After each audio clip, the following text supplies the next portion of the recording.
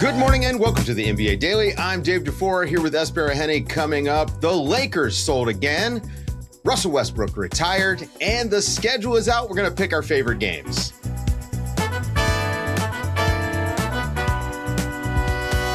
Good morning, everybody. What is up, S? Long time no see.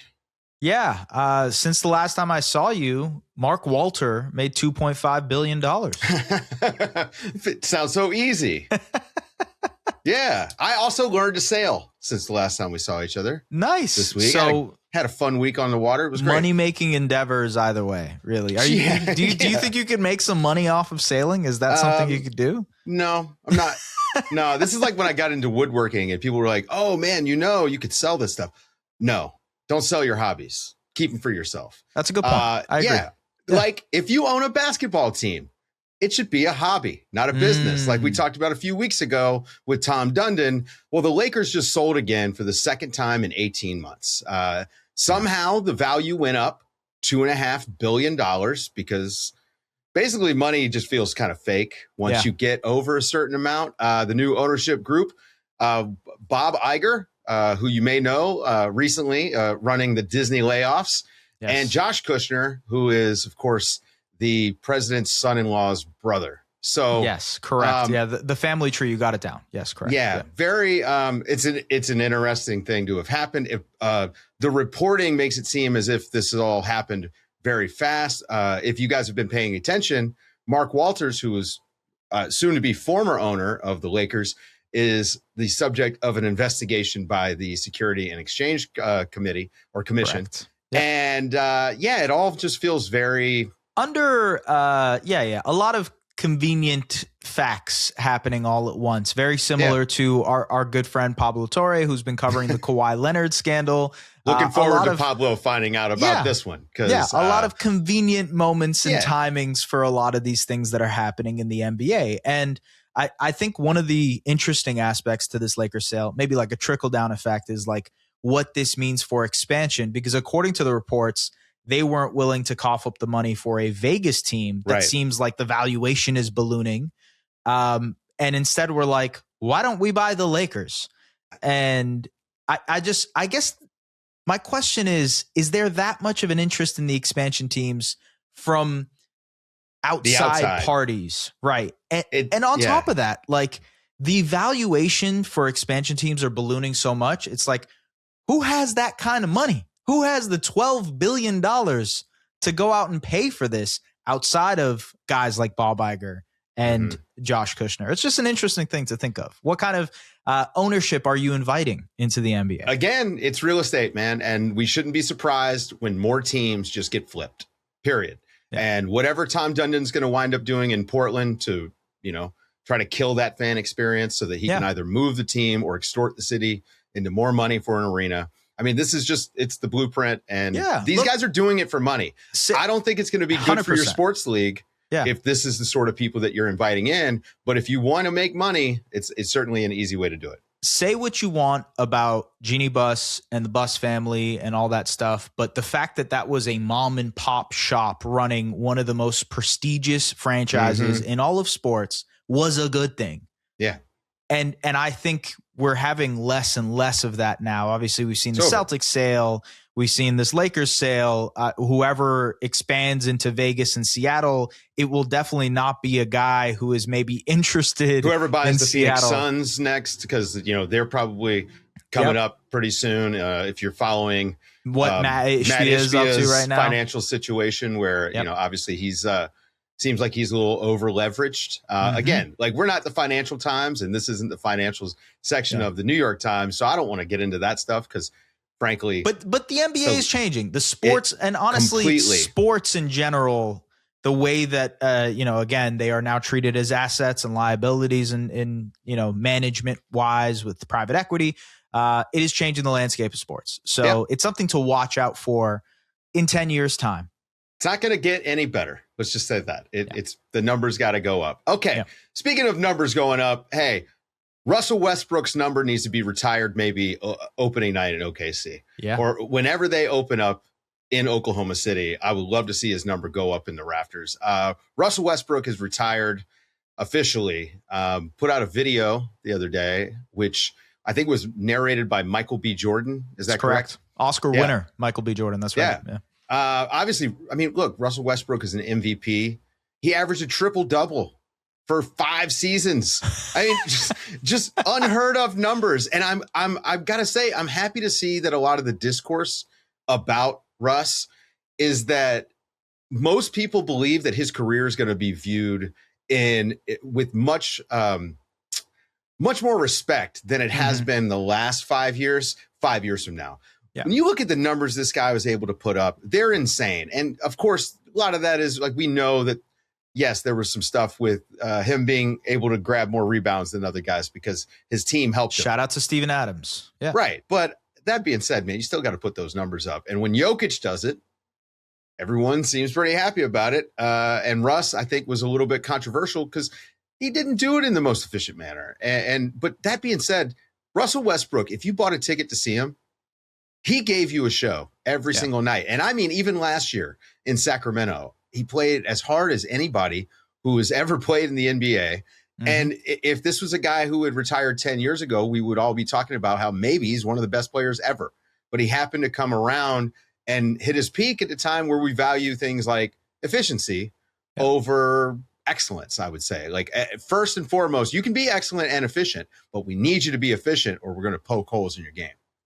What made Russell Westbrook an enigmatic and incredible player is also what made people kind of go crazy for Russell Westbrook in both good and bad ways. And I think that's poetic, but I would also say it's what makes Russell Westbrook who he is, what he was able to do on the floor, his relentlessness, how ferocious he was when he was attacking the basket. Someone posted online like a 2 to 3 minute highlight reel of all of Russell Westbrook's dunks from 2008 to 2018.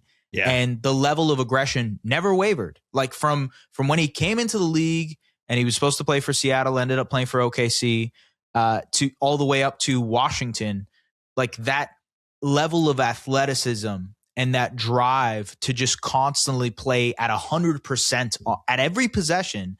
That's the thing that makes fans love basketball. Like I'll tell you right now, as a like high school kid growing up watching Russell Westbrook, I'm like, man, this is exactly what it means to like play the game. You know, there's a level of intensity there that you see in the all-time greats, and Russell Westbrook matched that. I agree. His jersey needs to be retired. I mean, it will be. Yeah, it will be. But like, let's just do it right away. Of all the OKC legends, you know, and of course Shea is developing his own, and I think that we'll talk about when his career is done. But I think Russ should get a statue in OKC.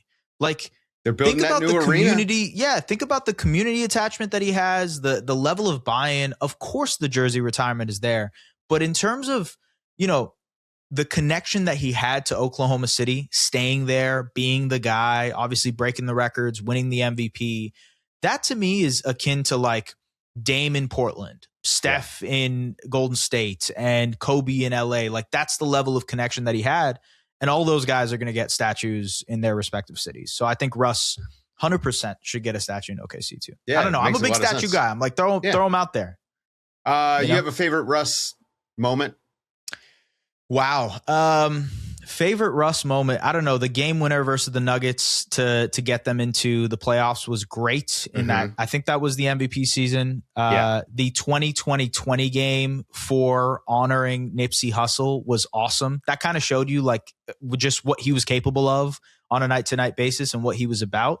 Those are the two that popped to mind. But there's also like they played a series very early on, Russ and that young OKC team against the Lakers.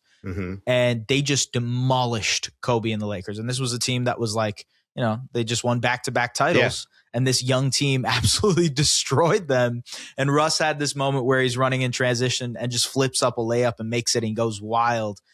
He's awesome. I remember in 2011 thinking that team was just going to run away with things. You know, I mean, when they made the finals that year, you know, they're going to be back every year. And then it just never happened. For me, you remember the 57-point triple-double he had in the MVP season? That was absurd. That was just because it's not like this is a guy that went on like a 3-point heater. I mean, he worked for that 57. Dude, it's crazy because, Oscar Robertson's triple-double record stood for 47 years. Yeah. And then Russ beat it and continued to beat it for 5 seasons. It's a laughable statistic. It doesn't even make any sense, man. And look, if everybody could do it, they would. Yeah, exactly. Yeah. All right, guys, after the break, we're going to go through the schedule and we're going to highlight some games and talk about some of our favorite upcoming games this season.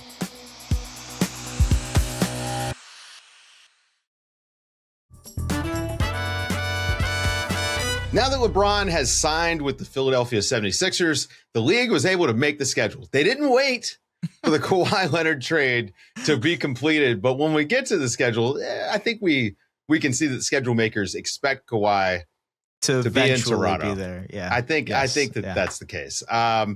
Let's start with opening night, because that's just, this is affecting our lives every single night here soon. And 68 days from now, opening night. I'm going to be babysitting, or I guess changing diapers. It's not babysitting when it's your baby. That's true. I don't know why I said babysitting. You can be watching the baby.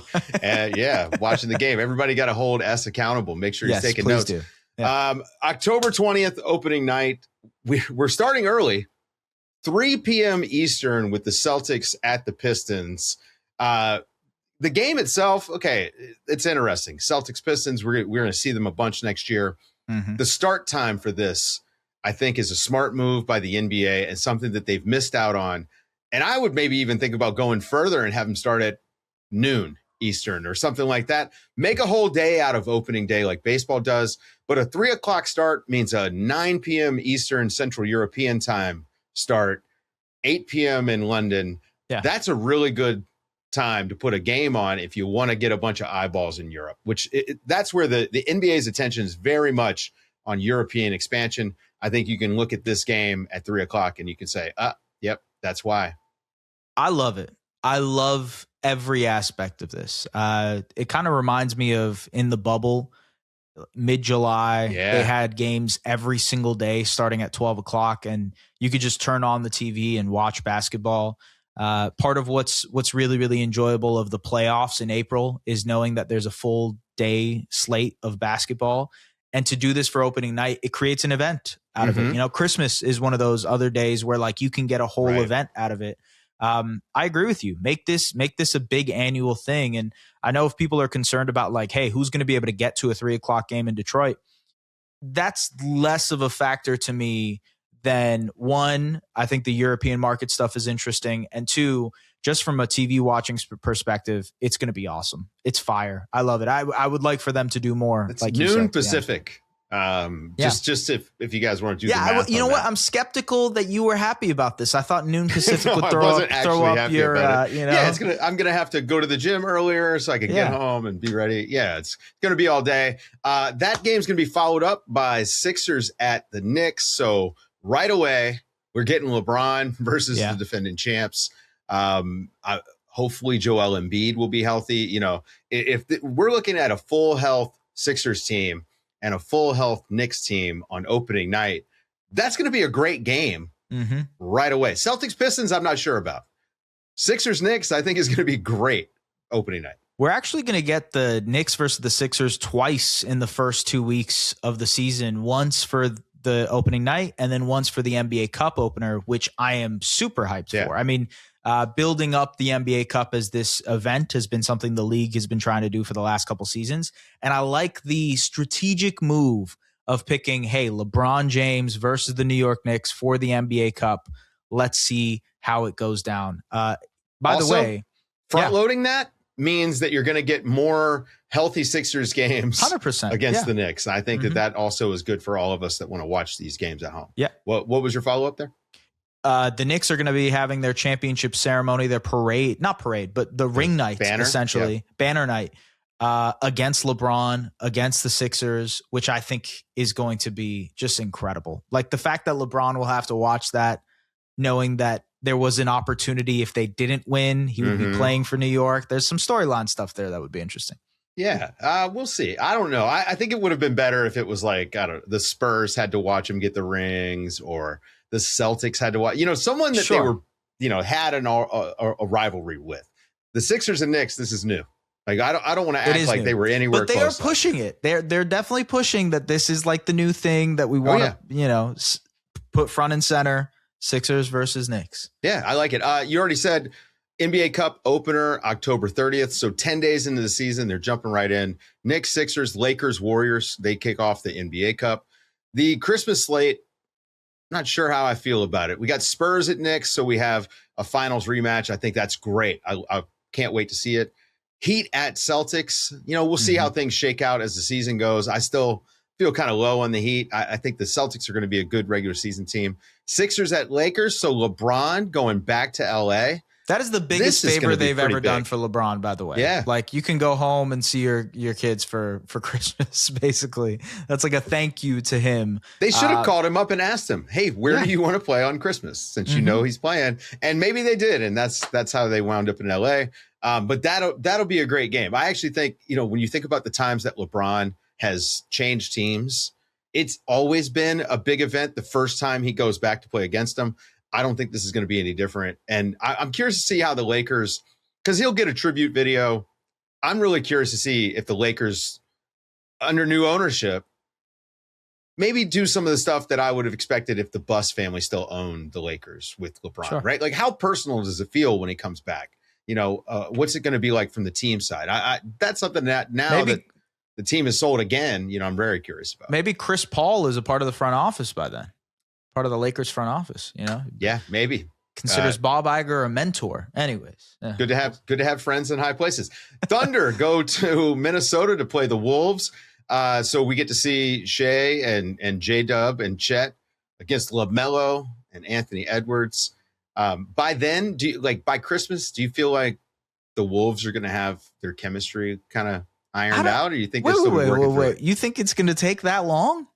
I mean, I'm curious. Like you're adding a whole new. I mean, have you seen their France highlight reels?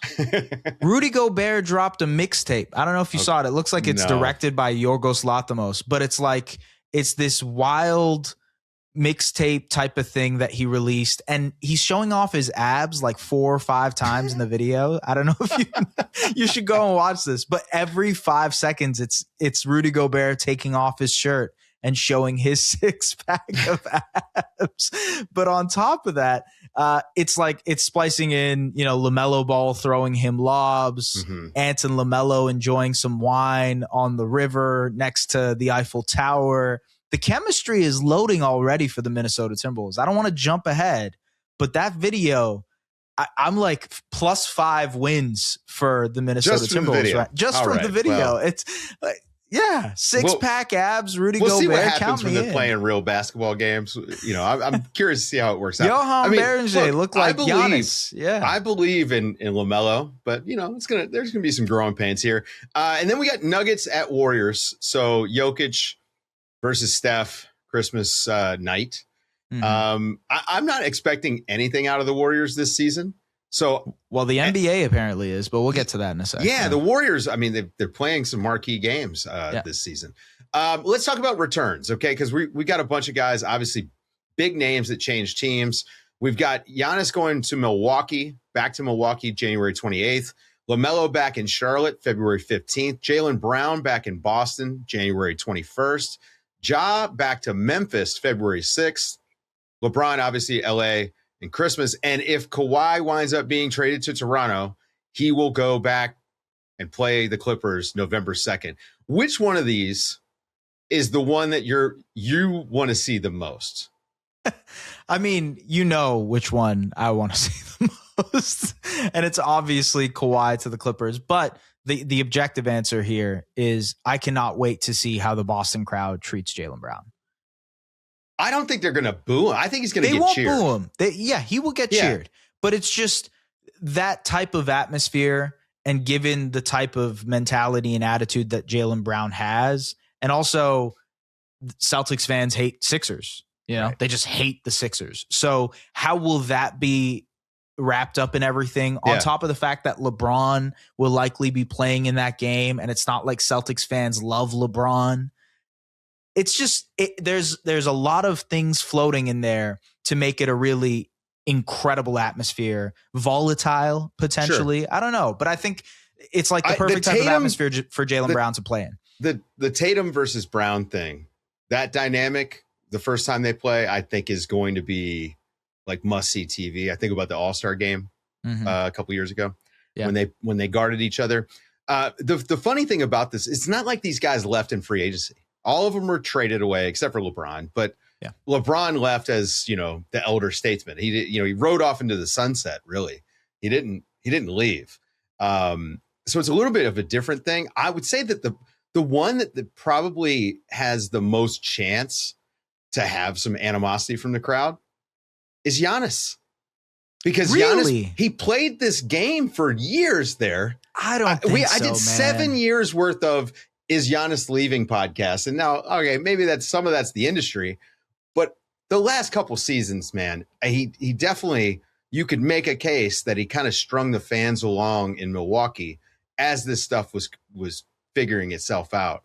I don't want to be traded, but yes, I do. I want to compete for championships, but maybe not here. Do you know what I mean? I think that's the one, if we were going to say the crowd would have, maybe some boo birds in it. It would maybe be Giannis. And again, I'm not saying that I predict that happening. Just if I was going to make a case for one of them, that would be the only one. I think of all of the, wow, you really think Giannis to Milwaukee is the one that might get booed the most, really? I think so. If anyone's going to get booed, it's that one. I mean, the Kawhi thing, I don't know how Clippers fans are going to react to this. Maybe the Wall will boo. The Wall might boo. Maybe. I don't know. Is there a sneaky potential, just a very, very small potential that LeBron hears some boos in LA? I don't think so. He won a title there. Yeah. He had a really good run there. And I don't know. He did the right thing on the way out. I think he was a model citizen last season when he was asked to be the third banana. And then he stepped up and he won a playoff series as the lead dog at 41 years old. He got to choose his own way out. I mean, the Lakers maybe were ready to be done and just turn the page and move on to Luka. So if anything, I think that LeBron is the safest in this group. Ja, you could say, well, Ja messed it up in Memphis. And I don't necessarily believe that. Yeah. LaMelo, I don't think they're going to boo. LaMelo is the safest in this group. Oh, 100%. Because nobody expected that. There was that video of that guy in Charlotte being like, trade him back. I think that's probably the safest of all of them. Giannis to Milwaukee. I know fans in Milwaukee absolutely adore Giannis Antetokounmpo. Sure. It would stun me if it was more boos than cheers. I think it'll be more cheers than boos, if anything. I mean, probably. Let's talk rivalry week. I'm just going to throw out some of the teams that they've matched up, and you tell me how you feel about it. Rockets, Spurs. Where would you rank that? Like 1 to 5. Give me a score 1 to 5 as far as 5 being Texas. It's Texas. Rivals. So they're 2.5 hours away. 3. Yeah. Okay. Thunder, Lakers. A 1. That is not a rivalry. Pistons, 0 Cavs. Even. Pistons, Cavs is, they played in the playoffs last year, but there's not that much of a rivalry. Like these guys go to each other's 3. wedding. Like a 3. Yeah, sure. Nuggets, Wolves. 5. 6, if anything. Yeah. Hawks, Knicks. This feels like they want it to be. Do Knicks fans still care about Trae Young? I don't think they do. Well, Trae Young's in Washington. You're right. So that is exactly. This feels like that outdated. is August brain Esfandiar right there. Yeah. Exactly. Heat Bucks. Okay, that makes some sense, but I don't think the Bucks are going to necessarily be good enough to be a rival to the Heat. But we'll see. Cavs, Raptors. Game 7 last year. Okay. Like a 2 or a 3, sure. Hornets, Wolves. Again, we're kind of like creating not a rivalry where there isn't one. No. Sixers, Heat. That's going to be a LeBron kind of focused thing. Nuggets and Thunder is pretty good. I give that like a 4. Yeah, sure. I'll give it a 4. I think that's the second best rivalry here, but I don't understand like Spurs, Warriors. It's just Steph versus Wemby is cool. Like I get it. It is cool, but it's not a rivalry, Lakers Knicks. That's a classic one, right? Give me Lakers Knicks. Give me Lakers Celtics. And now there's the Knicks Celtics. Yeah. Jalen Brunson of it all, championship. I like that. I think that's a decent rivalry.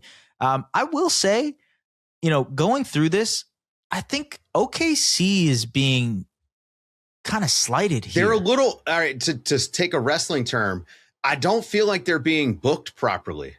They have opening night for what it's worth. It's opening night, and it's in San Antonio. Games last year. Yeah. And I just, why does it feel like they aren't a marquee team? And I want to get into the national TV games, because this is a part of this.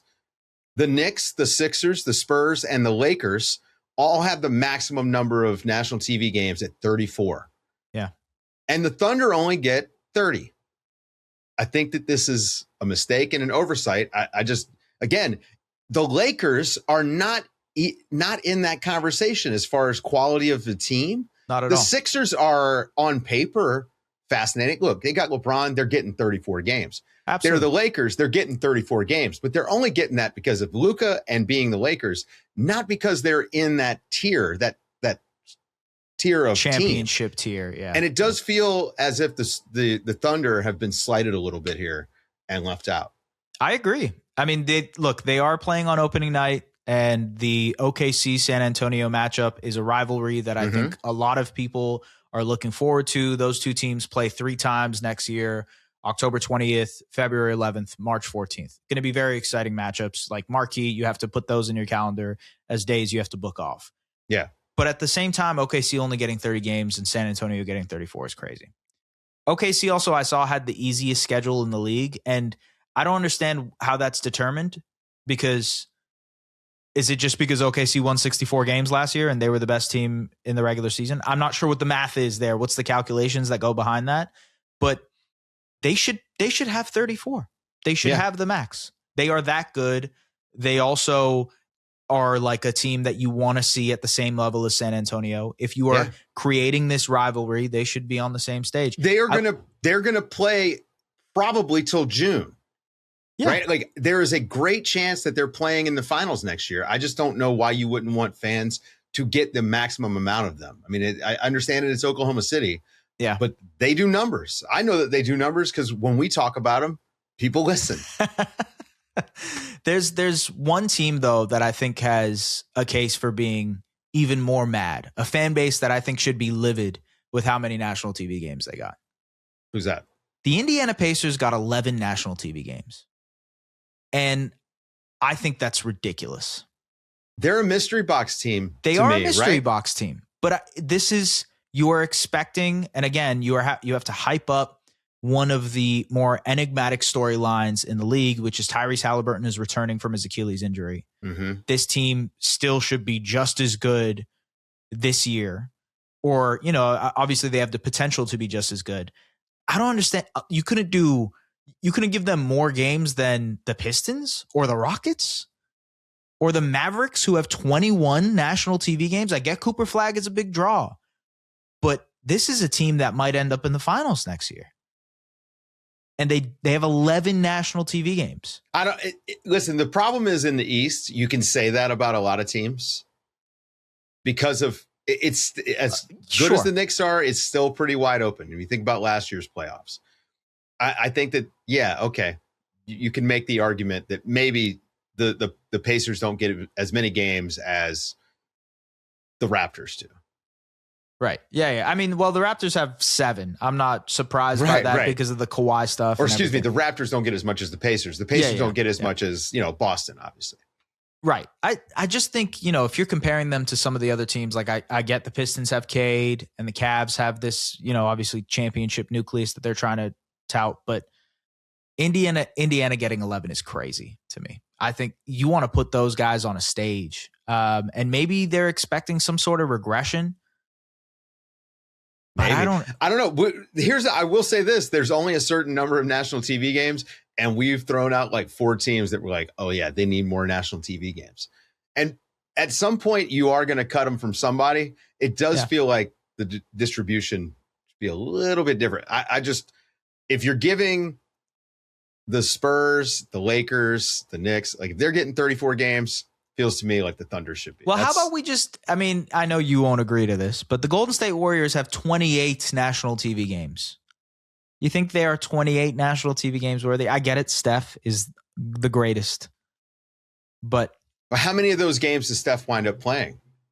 It's a good question. Always the issue, right? Like you think about the year that the Pelicans had a ton of national TV games and then Zion just wasn't available for the majority. Did you see Mike Dunleavy, his quote about Steph Curry? Yeah, okay. Soft launching the trade stuff a little bit. Let's finish with this because I brought this up a few weeks ago as a joke. We need to free Steph Curry because I don't know what Mike Dunleavy does with his summers. He doesn't add better players to their roster. I mean, he had a quote that essentially was a lot of excuses saying, I cold called, making offers, blah, blah, blah. That sounds like I almost made this trade.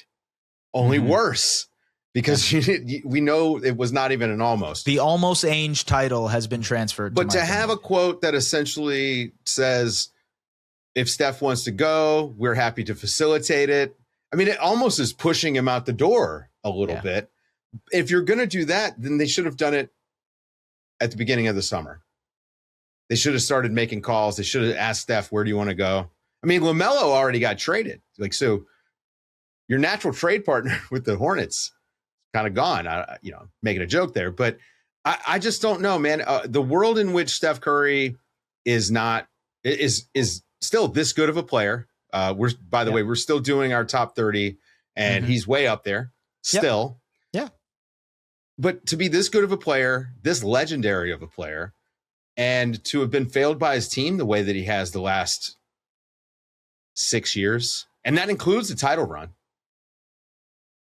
I just don't get it. And now it seems like they would love to trade him if he wanted to go.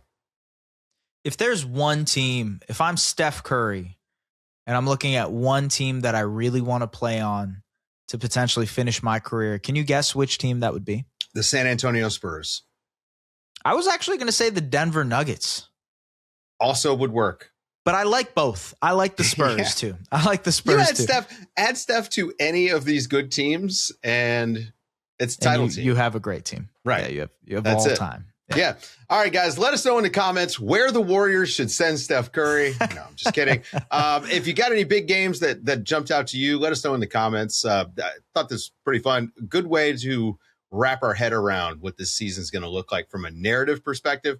It definitely feels like there's going to be a lot of LeBron James in our futures. We're going to be seeing him a lot. All right, that's going to do it for the show. For S. Baraheni, I'm Dave DuFour, and this has been the NBA Daily. Thanks for waking up with us. Thanks for listening. Make sure you hit the subscribe or follow button so you never miss an episode. If you enjoyed it, drop a like, leave a rating, or let us know in the comments. Thank you guys for waking up with us.